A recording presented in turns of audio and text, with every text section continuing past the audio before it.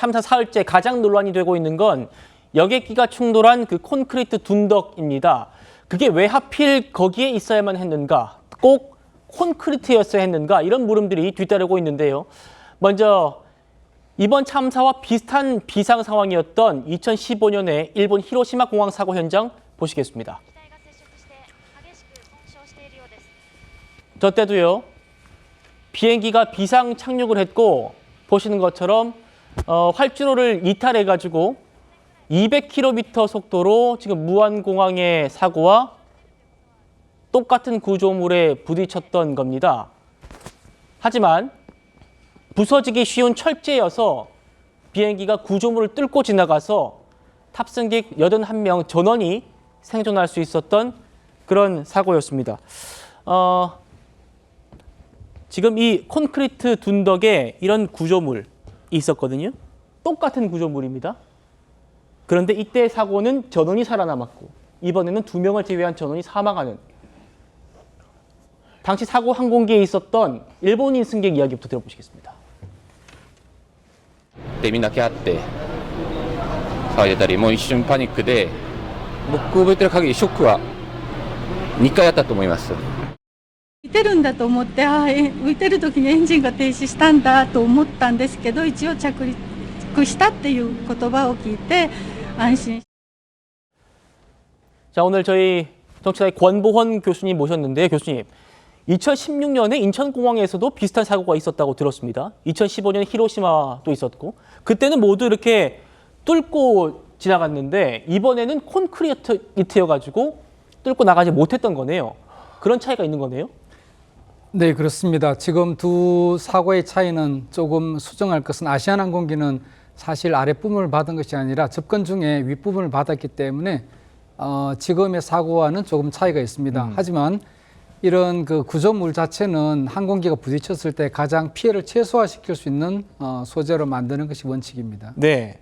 자, 그러니까 저 구조물의 역할이 뭐냐면 조종사한테 활주로를 안내하는 그 착륙 유도 시설인데 로컬라이저라고 하죠. 네, 그렇습니다. 예, 그게 로컬라이저인데 무안공항은 저 로컬라이저가 콘크리트 구조물에 흙까지 덮여가지고 설치를 했다. 이거는 문제는 없습니까? 네, 이렇게 높여서 설치를 한 이유는 활주로가 약간 경사가 져 있습니다. 그래서 네. 반대쪽에서 이 항공기가 이 로컬라이저 수신을 하기 위해서 조금 높여놓은 상태고 그 아래쪽에 이게 둔덕이라든가 콘크리트 구조물은 항공기가 어떤 이런 활주로를 벗어난 상태에서 충돌할 수 있는 위험성이 있습니다. 자, 교수님, 그러니까 지금 이번 참사는 여객기가 로컬라이저를 충돌한 게 아니라 지금 그 밑에 있는 둔덕, 네. 로컬라이저를 지지하는 그 콘크리트에 부딪혀가지고 충격이 컸던 걸로 보면 되겠네요. 네, 그렇습니다. 자, 구조물과 또 거리가 너무 가까웠던 지적도 나옵니다. 한번 들어보시겠습니다. Airports are supposed to be designed where an aircraft can land without landing gear, and if it veers off the runway to one side or the other into the grass, that there isn't obstructions and barriers of this type that are close to the runway. 자, 실제로 인천공항과 무안공항을 비교해 보면요, 로컬라이저와 이 활주로의 거리가 인천공항은 300m가 넘는데 무안공항은 260여 미터에 그쳤다라는 겁니다. 권 교수님, 이건 지금 무안공항이 잘못 설치한 겁니까? 어떻게 봐야 됩니까? 네, 무안공항이 처음에 설계를 할 때 그 당시에는 이것이 그 국제 기준을 충족을 했습니다. 그렇지만 그것이 이제 2020년에 들어서 그 규정들이 바뀌면서 예. 좀 더 항공기가 빨라지고 무게가 무거워졌기 때문에 국제기구에서는 300m 이상을 권고를 했습니다. 하지만 그 우리나라 공항 비행장 시설 및 이착륙장 설치 기준에도 이미 바뀌어서 반영이 되어 있는데 현재 무안공항 같은 경우는 그 부지가 더 이상 밖으로 뺄 수 없는 이런 네. 상태로 만들어져 있습니다. 아, 그러니까 기준이 바뀌었는데 그걸 지금 콘크리트로 지금 박아놨다 보니까 이거를 옮기지 못한 것으로 보면 되겠네요.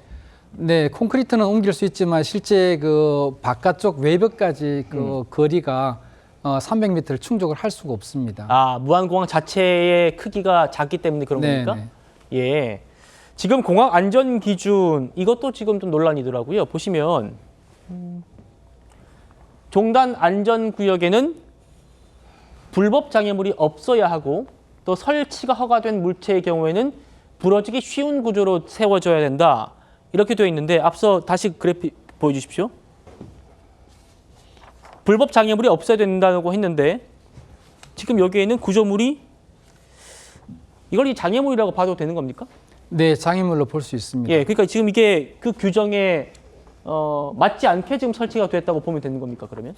네, 초기에 설계가 될 때는 안전 활주로 끝 안전 구역에서 벗어나 있었기 때문에 그 기준을 적용해서 만들었지만 이제 그 국제 기구에서 권고한 것은 300m로 늘어났기 때문에 그 조건에 따라서 이게 그 안전 구역 내로 들어오게 된 것입니다. 그렇게 되기 때문에 이제 장애물이 되는 거죠. 그렇군요.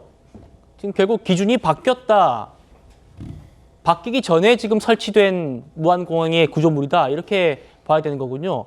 국토부는 규정상에 문제 없다는 입장입니다. 들어보시겠습니다.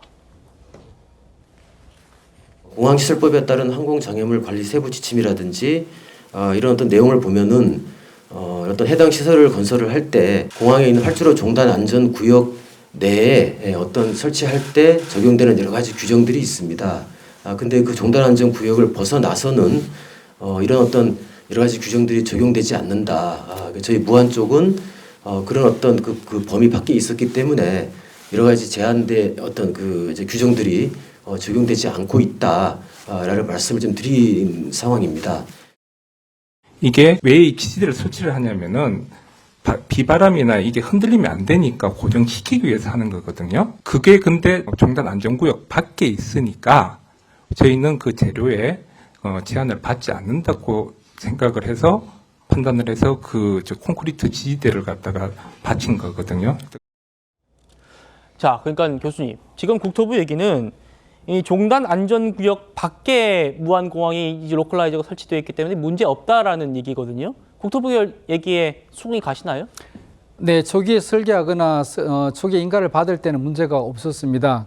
특히 이제 항공기가 만약에 랜딩기가 나왔다면 이게 높이가 있기 때문에 저 구조물에 피해가 적었겠지만 현재 랜딩기가 나오지 않은 상태에서 낮은 상태에서 부딪혔기 때문에 더 큰 피해가 있었던 걸로 판단이 되고요. 네. 현재 우리나라에서 국토교통부 고시 2022-350에는 이미 이것을 넓히도록 그 법제화 규정화되어 있습니다. 그렇다면은 이 규정을 우리나라 규정을 적용하게 되면은 저 부분은 그 국토교통부에서 판단하시는 부분이 수정이 되어야 되지 않을까 하는 생각입니다.